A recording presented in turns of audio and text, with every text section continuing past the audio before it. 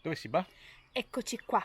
Dove siamo oggi? Oggi siamo al Parco delle Cascate di Molina, un'oasi verde bellissima nel cuore della Valpolicella. Seguiteci.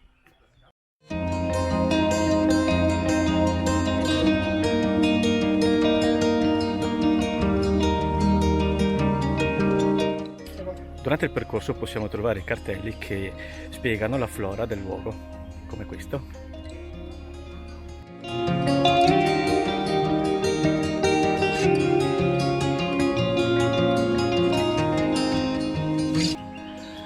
Amici, dove si va?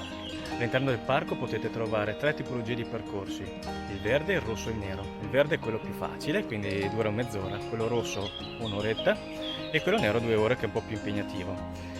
Ma da tutti e tre si possono ammirare le cascate all'interno del parco.